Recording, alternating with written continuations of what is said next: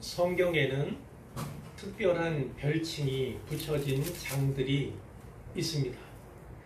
그 가운데 우리가 잘 아는 장들은 주로 신약 성경에 많이 있는데요. 예를 들면 히브리서 11장은 무슨 장입니까? 믿음장입니다. 데살로니가 전서 4장은 소망장이라고 하죠. 오늘의 성경 고린도 전서에는 이런 이름을 가진 장들이 여럿 있는데요. 고린도 전서 15장은 어떤 장입니까? 부활장입니다. 또 12장, 14장은 은사장 이렇게 부릅니다. 오늘 본문인 고린도전서 13장은 무슨 장입니까? 네, 사랑장 이렇게 우리가 부르죠. 제가 왜 이렇게 구구절절 확인하는지 아십니까? 사랑장인 오늘 본문이 은사장인 12장과 14장 사이에 위치하고 있음을 기억하면 좋겠다. 이런 취지에서 제가 이렇게 말씀을 드리는 겁니다. 고린도 교회에는 아주 다양한 문제들이 있었습니다. 세상에 파송된 지부를 둔 대사관 역할을 하는 교회에는 당연히 문제가 있을 수밖에 없습니다. 세상의 어떤 교회도 지상교회라면 문제없는 교회가 없죠. 이 고린도 교회도 다양한 문제들이 있었는데요. 이 문제들로 인해서 또 여러 가지 분쟁이 끊이지 않았던 교회가 고린도 교회였습니다. 그 중 하나가 은사 때문에 발생하는 분쟁이었는데요. 잘 아시다시피 은사는 성령님께서 신자에게 주시는 선물입니다. 선물이에요. 12장 11절에 보면 성령께서 그의 뜻대로 각 사람에게 나누어 주시는 것으로 기록이 되어 있죠. 성령님께서 그분의 뜻대로 각 사람에게 나누어 주시는 것입니다. 성령께서 은사를 주시는 목적은 그리스도의 몸인 교회를 견고하게 하기 위함이다. 성경이 분명하게 말씀하고 있어요. 고린도전서 12장 25절 앞장이죠. 25절에 보면 몸 가운데서 분쟁이 없고 오직 여러 지체가 서로 같이 돌보게 하셨느니라. 이런 말씀이 있습니다. 하나님께서 그리스도의 몸인 교회에게 원하시는 모습이 이와 같습니다. 성령께서 은사를 주신 목적도 이유도 바로 이것을 위해서죠. 그런데 고린도 교회에는 이 은사 때문에 문제가 발생하고 이 은사 때문에 분쟁이 발발하고 있었던 것입니다. 이에 바울은 바른 은사 사용의 원리, 바른 은사 사용의 원리를 제시해 주고자 하는데요. 12장은 이렇게 끝납니다. 31절 보면 너희는 더욱 큰 은사를 사모하라. 내가 또한 가장 좋은 길을 너희에게 보이리라. 아멘. 이 말씀에 따라서 어떤 사람들은 가장 큰 은사는 바로 사랑이다. 이렇게 이야기를 합니다. 또 어떤 사람은 사랑은 은사는 아니다. 이렇게 이야기하기도 해요. 더 확실한 것은요. 오늘의 말씀인 고린도전서 13장이 가장 좋은 길을 제시하고 보여주고 있다는 사실이에요. 그것만큼은 확실하고도 분명하다는 것입니다. 이제 오늘의 말씀 속으로 들어가 보겠는데요. 자, 1절부터 3절까지의 말씀은요. 사랑 없는 은사의 무익함에 대해서 이야기를 합니다. 사랑 없는 은사의 무익함. 1절을 보겠습니다. 내가 사람의 방언과 천사의 말을 할지라도 사랑이 없으면 소리나는 구리와 꽹 울리는 꽹과리가 되고, 사랑이 없으면 앞에 것이 바로 뒤에 것처럼 된다는 것이죠. 고린도 교인들은요, 방언을 말할 때에 천사의 말을 한다. 방언을 천사의 말이다. 이렇게 이해했던 것 같아요. 여기에 나오는 사랑이라는 건 아가페, 사랑에 대한 여러 가지 표현이 있지만 여기서는 아가페의 사랑을 말합니다. 성경에서 아가페의 사랑은 깊은 사랑이죠. 영원히 변치 않는 사랑입니다. 자기 희생적인 사랑을 일컬을 때 아가페의 사랑 이렇게 일컫는데요. 반면에 이 사랑 없는 이 방언, 그것은 은사라고 할지라도 어떻다는 겁니까? 소리나는 구리와 울리는 꽹과리에 불과하다는 것입니다. 특별히 꽹과리는요, 이방 종교에서 많이 사용했던 거예요. 뭐 우리나라도 무속에서 이걸 많이 쓰기도 하잖아요. 이방 종교의 의식에 사용했던 그런 악기 가운데 하나인데, 이건 무엇을 말하는 겁니까? 사랑이 없는 방언은, 그것이 은사라 할지라도 어떻다고요? 이방 종교의 의식만큼이나 무가치하다. 전혀 유익이 없다. 단지 무의미한 소음에 불과하다. 이렇게 말씀하고 있는 거예요. 2절 말씀도 보면요, 내가 예언하는 능력이 있어 모든 비밀과 모든 지식을 알고 또 산을 옮길 만한 모든 믿음이 있을지라도 사랑이 없으면 내가 아무것도 아니요. 이렇게 말씀하죠. 이 2절 말씀에는 세 가지 은사가 언급되는 겁니다. 무슨 은사가 나왔습니까? 예언의 은사가 나오고요. 그 다음에는 지식의 은사가 나오고요. 세 번째로는 믿음의 은사에 대해서 말씀하고 있는 거예요. 자, 하나씩 잠깐 볼까요? 예언하는 것은 무엇입니까? 예언이라고 하는 건 믿는 사람들에게 하나님의 뜻을 전하는 것입니다. 믿는 사람들에게 무슨 장차 될 일에 대한 것도 포함이 되는 것이고요. 예전에는 이것이 많이 있었지만 지금 이것은 교회에서 흔하지 않습니다. 거의 폐지되었다 이렇게 보아도 타당합니다. 이미 성경이 완전히 주어진 상태이기 때문에 우리는 성경 말씀을 통해서 하나님께서 주신 장차 될 일에 대한 말씀을 온전하게 받을 수 있기 때문이죠. 두 번째는 지식의 은사입니다. 그건 어떻게 표현되고 있습니까? 모든 비밀과 모든 지식을 아는 능력, 이렇게 표현되고 있어요. 세 번째는 믿음의 은사인데요, 이 은사는 사람들이 예수님을 구주로 믿는 그 믿음을 말하는 것이 아닙니다. 그걸 가리키는 것이 아니에요. 이 믿음의 은사라는 것은요, 엄청난 역사를 행하시는 성령의 능력, 그것을 남달리 받고 신뢰하는 그런 은사를 가리킵니다. 그래서 여기 뭐라고 되어 있어요? 산을 옮길 만한 믿음, 이렇게 되어 있잖아요. 산을 옮길 만한 믿음. 무엇이 기억납니까? 마가복음 11장 23절이 기억나죠. 예수님께 제 아들에게 이렇게 말씀하셨어. 내가 진실로 너에게 이르노니 누구든지 이 산더러 들리어 바다에 던져지라 하며 그 말하는 것이 이루어질 줄을 믿고 마음에 의심하지 아니하면 그대로 되리라. 그러니까 이거는요, 큰 믿음이에요. 큰 믿음에 대한 한 증거를 말씀하고 있는 거지요. 그런데 이처럼 산을 옮길 만한 모든 믿음, 산을 옮길 만한 큰 믿음이 있을지라도 사랑이 없으면 아무것도 아니다. 이렇게 말씀하고 있어요. 3절로 가봅니다. 내가 내게 있는 모든 것으로 구제하고 또 내 몸을 불사르게 내줄지라도 사랑이 없으면 내게 아무 유익이 없느니라. 아멘. 그러니까 어떤 겁니까? 여기에 구제가 나와요. 남에게 자비를 베푸는 그 내용이 나옵니다. 그런데 자기의 꿈을 이루기 위해서, 자기의 이상을 위해서, 혹은 남에게 자랑하고 보이기 위해서 그런 마음의 동기에서 하는 자비가 있고 구제가 있을 수 있잖아요. 또 뭐예요? 내 몸을 불사르게 내줄지라도, 이것은 자기 희생이에요. 자기 희생의 모습을 갖출 때가 있잖아요. 누군가를 위해서 희생할 때가 있습니다. 기꺼이 희생적으로 자기를 내주고 기꺼이 고난을 감당하는 이런 모습을 우리가 볼 수가 있는데, 그런다 할지라도, 이런 행위를 갖는다 할지라도 사랑이 없으면 아무 유익이 없다. 이렇게 말씀하고 있는 거예요. 이 세 절에 공통되고 나오는 구절들이 있죠. 바로 사랑이 없으면이에요.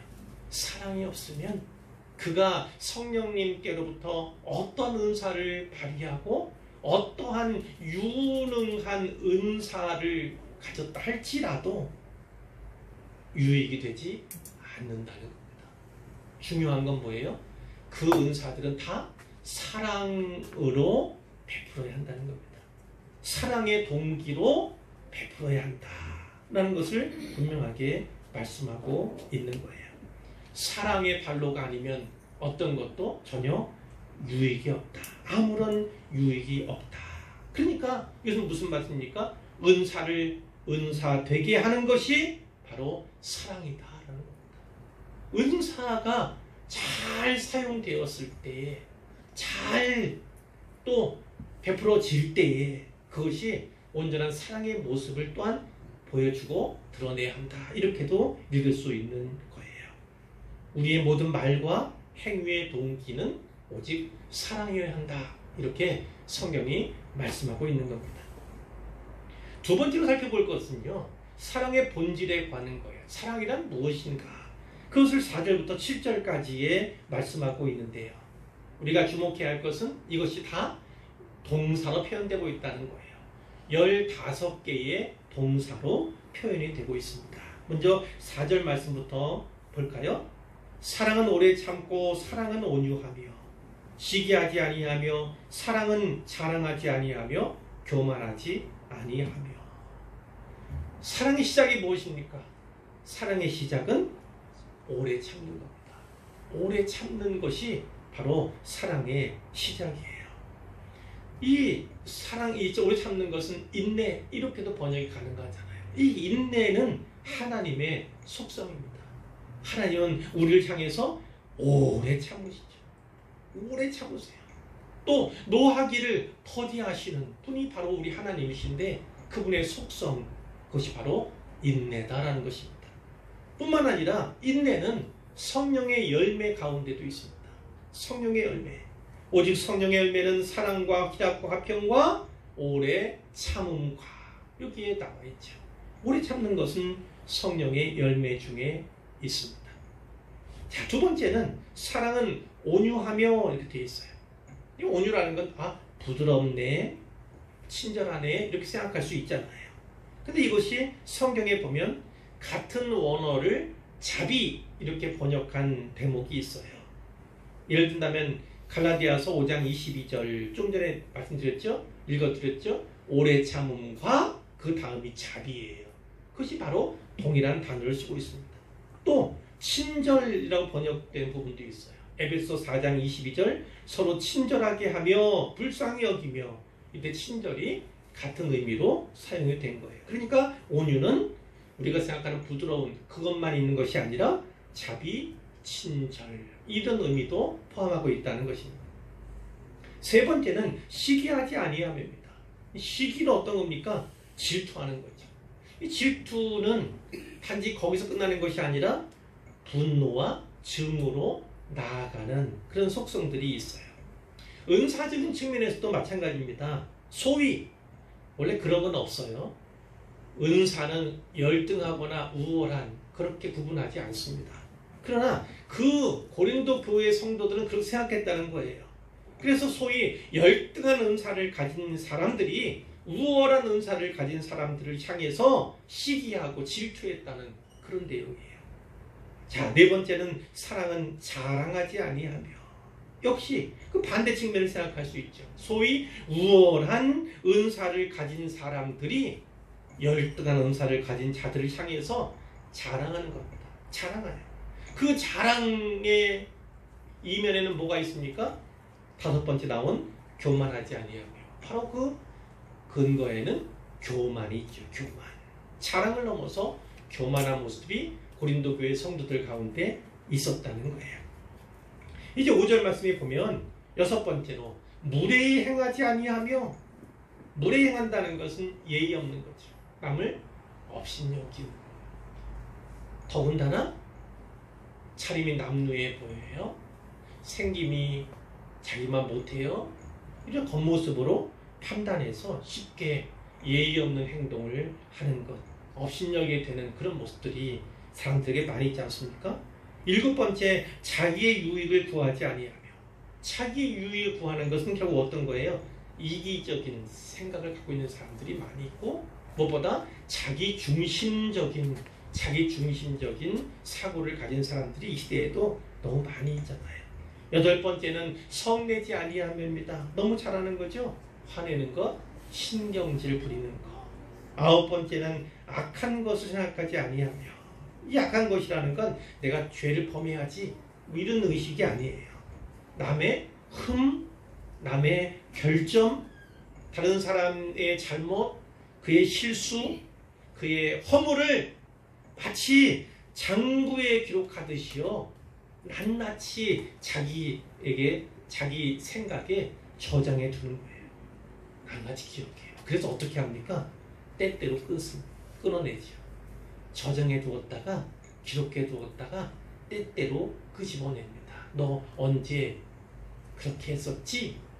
이렇게 다그치는, 그것이 바로 악한 것을 생각하는 것인데, 사랑은 악한 것을 생각하는 것이 아니다는 거죠. 왜 그렇죠? 하나님께서는 우리 신자들의 잘못을 기억조차 하지 않는다고 하셨어요. 기억조차 하지 않으신다, 이렇게 말씀하셨어요. 그런 하나님의 자녀라면 우리도 역시나 그래야겠죠. 6절 말씀에 보면 10번째로 불의를 기뻐하지 아니한다. 당연하죠. 불의에 발끈하는 것, 그건 나쁜 것이 아니에요. 그런데 불의를 기뻐하지 않는 대신에 무엇을 기뻐해야 합니까?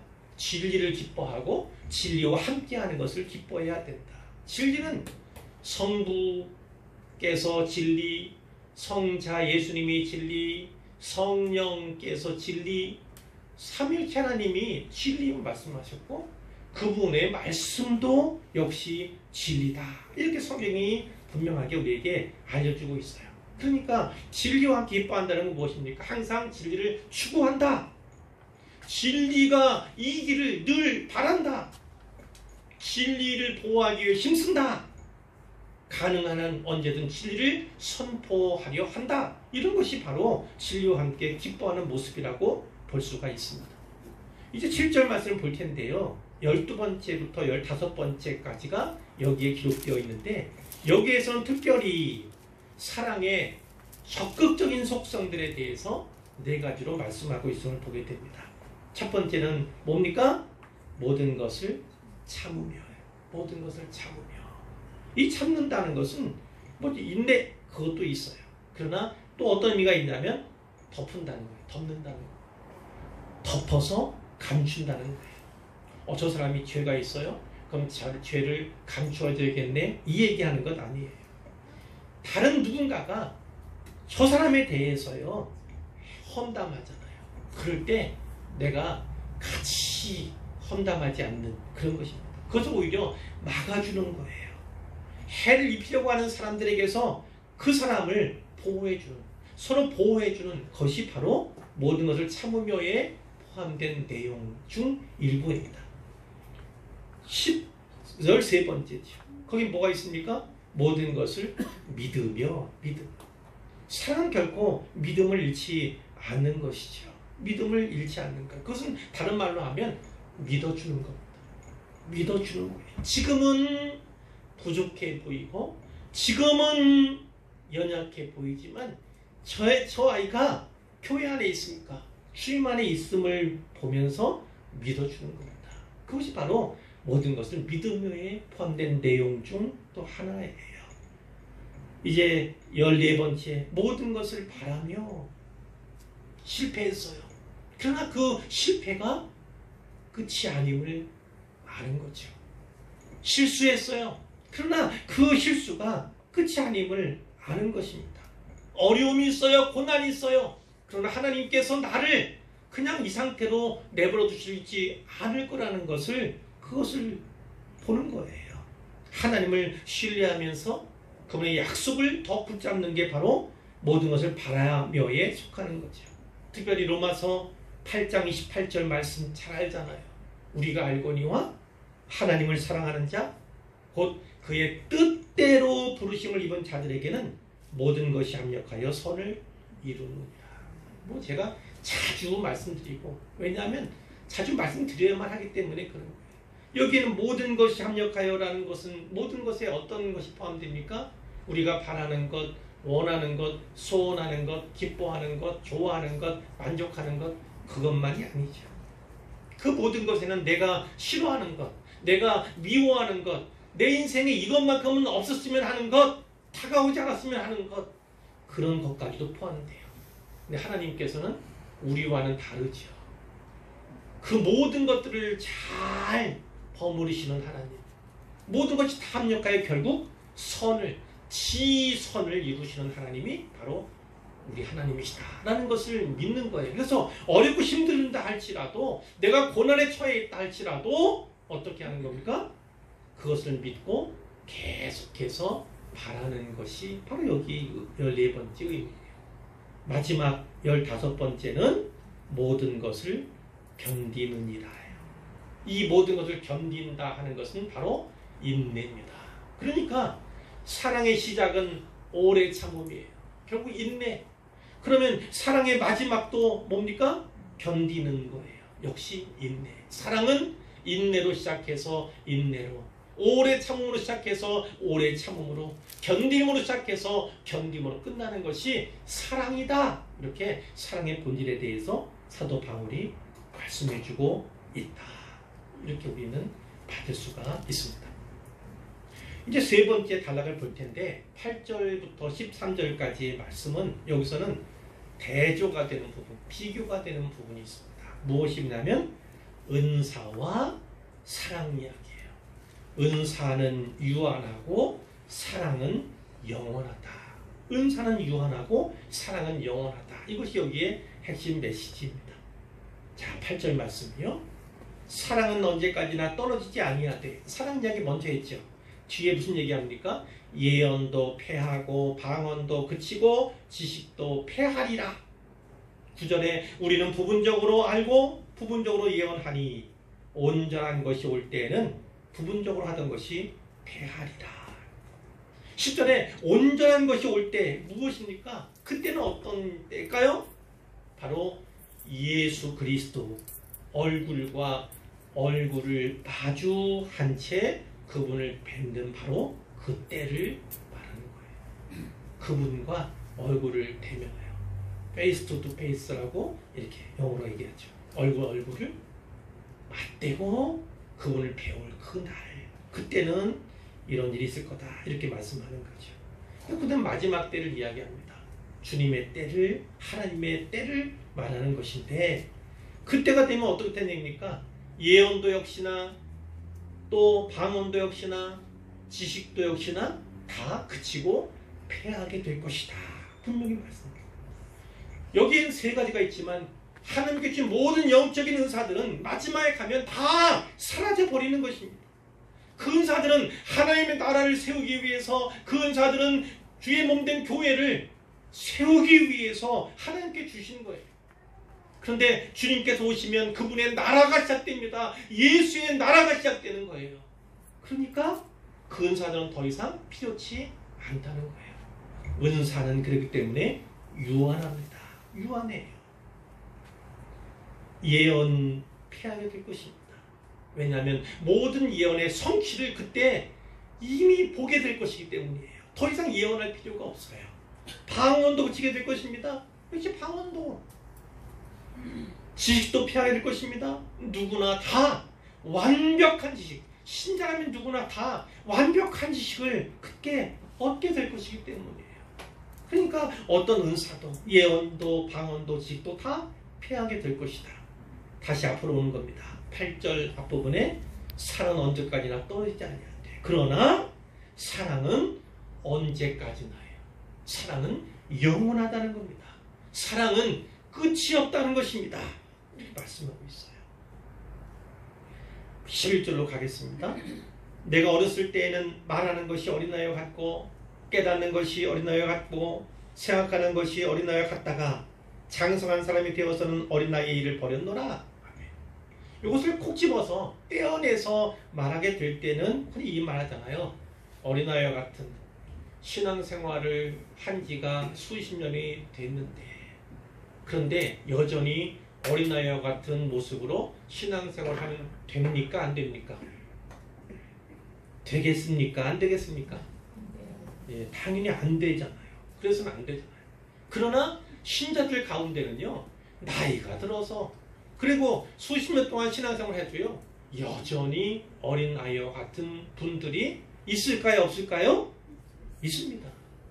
그래서 말하는 것이 어린아이와 같고 깨닫는 것이 어린아이 같고 생각하는 것이 어린이와 같은 신자들이 있어요. 그러나 장성한 사람이 되어서는 믿음이 장성해지면 어떻게 됩니까? 어린 나이의 일을 버리게 되는 거죠. 콕 집어서 볼 때는 그렇게 해석할 수가 있는데 여기서는요. 앞에 또 뒤에 그 문맥상에서는 이렇게 이해할 수 있다는 것이죠. 내가 어렸을 때는 어렸을 때와 장성한 사람이 대조가 되는 거네요. 어렸을 때는 그러니까 지금은 어린 나이에 갔다는 거예요. 말하는 것도 또 깨닫는 것도 생각하는 것도 어린 나이에 같아요.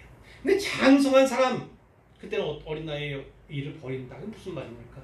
바로 앞에 있는 온전한 것이 올 때에는 주님을 마주보게 될 때는 얼굴과 얼굴을 대면하게 될 때는요 장성한 사람과 같이 그러니까 완전한 지식에 이르게 된다는 것이 완전한 지식에 이르게 된다. 그분 앞에 서고 그분에게 대면하게 될 때 성경이 말씀하고 있는 성경이 우리에게 주고 계시는 그 모든 지식이 다 완전해진다. 이렇게 우리는 받을 수 있다는 거예요. 그러나 중요한 건 뭐예요? 여기 9절에도 보니까 부분적으로 또 부분적으로 10절에도 부분적으로 이런 거예요. 예언도 부분적, 방언도 부분적, 지식도 부분적이다. 부분적이지만 온전한 것이 올 때 예수님을 진짜 대면하게 글 때에는 그것이 다 완전하게 된다. 완전한 지식을 얻게 된다. 이렇게 볼 수가 있는 거예요.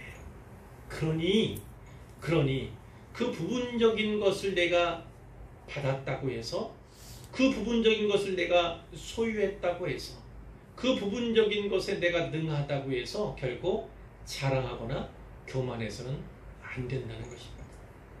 온전한 것이 올 때 주님을 볼 때는 모든 신자들이 동일하게 완전한 지식에 이르게 된다. 이렇게 분명하게 말씀하고 있어요. 12절은 좀 더 덧붙이는 말씀이죠.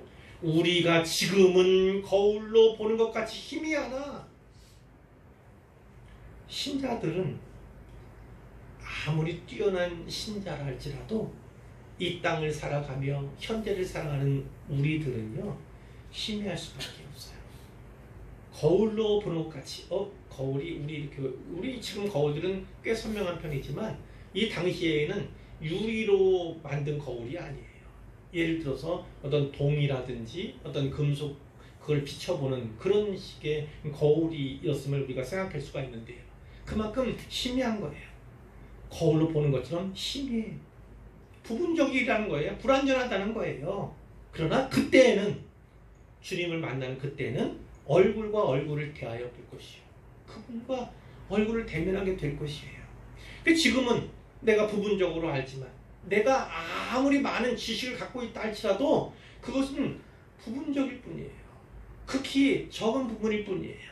그러나 그때에는 주께서 나를 아신 것 같이 내가 온전히 아니라 하나님께서 주님께서 나를 아시잖아요.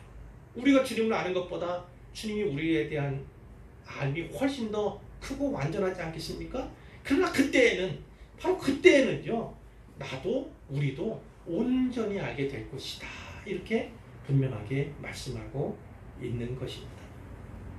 실체가 등장하면 그림자는 필요 없어요. 온전한 지식이 우리에게 주어지면 더 이상 우리가 가졌던 지식은 필요하지 않습니다. 그렇기 때문에 자랑할 것도 아니고 그때 완전해질 그것을 온전해질 그것을 우리는 추구하며 바라보면 된다. 이렇게 볼 수가 있고요. 자, 13절 마지막 절인데 함께 읽어보도록 하겠습니다. 그런즉 믿음, 소망, 사랑 이 세 가지는 항상 있을 것인데 그 중에 제일은 사랑이라. 아멘. 진짜 우리가 영생에 들어가게 되면 주님을 진짜 다시 오실 주님을 만나게 되면요 이 은사들은 그 의미를 상실하게 됩니다. 그래서 그치다, 패하다 이렇게 표현이 되어 있던 거잖아요. 그러나 믿음과 소망과 사랑은 영원하다는 겁니다. 영원하다 하는 거예요. 마치 믿음, 소망, 사랑이 성부, 성자, 성령 이 삼위일체와 같이 하나를 이루는 거예요. 하나를 이루는 거예요. 자, 그런데 왜 사랑이 제일인가? 왜 그 중에 제일은 사랑인가? 이렇게 말씀을 합니까? 왜 그렇습니까? 사랑은 현세에서도 지금 여기서도 그리고 내세에서도 천국에 가서도 모두에게 유용하다는 겁니다. 그리스도인의 삶의 한 특성으로서 여전히 유용한 것이 유효한 것이 바로 사랑이라는 겁니다. 그러면서 믿음은 어때요? 믿음은 우리가 믿음을 가졌어요. 그 믿음은 마침내 실현될 것입니다. 소망, 우리가 끝까지 붙잡고 또 인내하며 가졌던 그 소망도 역시 실현될 거예요. 그러나 사랑만큼은요, 새하늘과 새 땅에 들어가서도 그 땅에서 하나님 예배하며 하나님 사랑하며 또 그곳에서 다시 만나게 되는 그 성도들, 그 백성들 계속해서 사랑하게 된다는 거예요. 그래 그 사랑만큼은 영원하다, 끝이 없다, 이렇게 볼 수가 있죠. 믿음의 증거로서 그 믿음의 실현을 우리는 보고 볼 것입니다. 소망의 이유로서 그 소망의 실현도 보게 될 것이지만 이 사랑은 여기서의 삶이나 거기서의 삶이나 계속 사랑 안에서 이어지게 될 것이기 때문에 사랑이 제일이다, 이렇게 말씀하는 것으로 이해할 수가 있죠. 자, 이 말씀을 통해서 몇 가지를 생각해보고 말씀을 내고자 하는데요. 첫 번째, 반복되는 말씀들이 있었어요. 사랑이 없으면 이 구절에 주목했으면 좋겠어요. 무엇을 주목해야 합니까? 사랑이 없이도 할 수 있는 일이 이렇게나 많고 크며 대단하다는 것을 우리가 잊어서는 안 됩니다. 사랑이 없이도 방언할 수 있어요. 사랑이 없이도 예언한 능력을 발휘할 수 있어요. 사랑이 없이도 모든 비밀과 모든 지식을 알 수 있어요. 산을 옮길 만한 믿음, 그것을 발휘할 수도 있습니다. 내게 있는 모든 것으로 구제할 수도 있어요. 내 몸을 불사르게 내줄 수도 있어요. 이것은 사랑이 없이도 되는 일이에요. 그러니까 사랑이 동기가 되지 않고도 이와 같은 일들을, 특별히 저는 이것을 은사라고 말씀드렸어요. 은사는 성령의 선물이에요. 성령께서는 신자들에게 그 은사를 주지 않습니까? 그것은 무엇이에요? 여기에 나오는 이들은 다 신자라는 거예요. 신자인데도 불구하고 사랑이 없는 신자가 있을 수 있다는 거예요. 사랑 없는 신자, 사랑이 없이도 행할 수 있는 일들, 이렇게나 많고 대단합니다. 그러나 중요한 게 뭐예요? 사랑이 없으면 아무것도 아니에요. 사랑이 없으면 아무 유익이 없어요. 여러 은사, 큰 은사, 대단한 은사를 받았다 할지라도 그것은 결코 교회에 유익을 끼치는 것이 아니라 무익한 거고 오히려 교회에 혼란을 주거나 갈등을 야기하게 된다는 말씀이에요. 남들 앞에서는 자랑하는, 그것이 은사를 할지라도 나는 큰 은사, 대단한 은사 받았어, 그것을 자랑, 에브리띵이 뭐가 됐습니까? 나띵이 됩니다. 아무것도 아니에요. 뭐가 없으면 사랑이 없으면요. 그러니까 진짜 우리의 말과 행동, 또 우리 신앙의, 우리의 섬김의 첫 번째 동기는 무엇이어야 합니까? 바로 사랑이에요. 사랑으로 하면 내가 하는 것이 부족하고 연약해 보여도 구제를 얘기할 때 뭐 적은 것으로 이렇게 한다 할지라도 그 마음의 동기가 선하면 하나님께 그것을 기뻐 받으시는 것이고 그 선한 동기에 따라서 열매가 맺혀지게 되는 것입니다. 그것을 먼저 주목했으면 좋겠어요. 두 번째 말씀드리고자 하는 건 이겁니다. 사랑은 명사가 아니라 동사다라는 겁니다. 사랑은 명사가 아니라 동사다. 특히 사도 바울은 이 사랑장에서 사랑에 대해서 표현할 때 15가지 동사를 동원하는 것을 보게 됩니다. 이 동사는 곧 뭐예요? 명사라고 하면 우리의 의식 뭐 이런 거죠.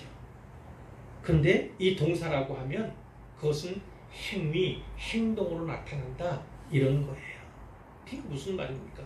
사랑은요, 사랑은 감정을 넘어서 행위, 즉 의지의 행동으로 나타나야 한다는 것입니다. 보통 인격의 3요소 지정의잖아요. 예수님을 섬길 때 알아야 하고 그 마음에 움직임, 감동이 있고 의적으로 주님 위해 살겠노라고 표현하게 되지 않습니까? 마찬가지예요. 사랑도 누군가가 연약한 가운데 있고 안타까운 위기 가운데 있다고 가정했을 때 그것을 우리가 알잖아요. 그 알면 뭡니까? 그럼 우리의 마음에 감정이 일어나야 됩니다. 그를 불쌍히 긍휼히 여기는 마음이 있어야 되는 거죠. 그리고 나서 뭐예요? 의지가 발동돼야 되는 거예요. 그 의지는 바로 행동으로 나타나는 겁니다. 그를 돕는 이것이 바로 사랑. 구제를 예를 들다면 그렇게 사랑이 나타나는 거다 이렇게 볼 수가 있죠. 사랑은 명사가 아니라 동사입니다. 사랑한다 하고서 행위로 나타나지 않으면 그것은 사랑이 아닐 수 있습니다. 세 번째, 사랑은 인내다라는 겁니다.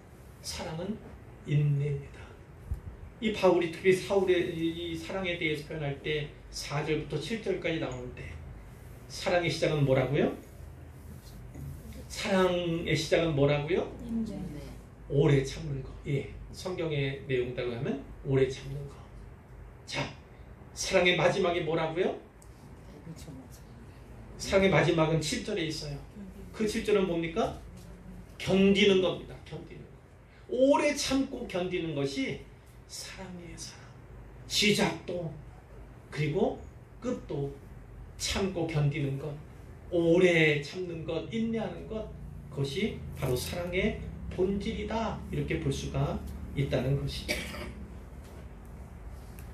그러면 어떻게 해야 되겠습니까? 우리도 누군가를 사랑한다면, 교회를 사랑한다면, 하나님을 사랑한다면 뭐 해야 돼요? 오래 참아야 합니다. 오래 참아야 합니다. 하나님을 향해서 참을 일이 뭐가 있지?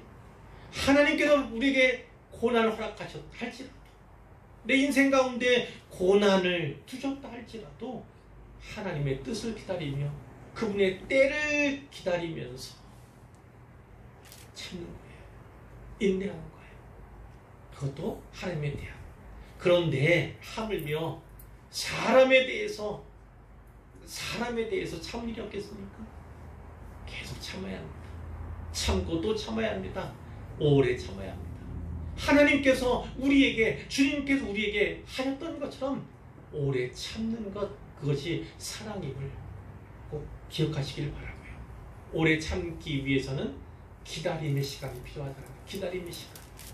아직은 부족하고 아직은 연약하지만 기다려야 할 때가 있다는 것입니다. 바라며 기다리는 것.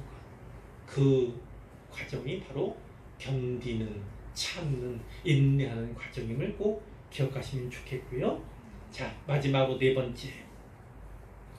은사는 유한하고 믿음, 소망, 사랑은 영원하다.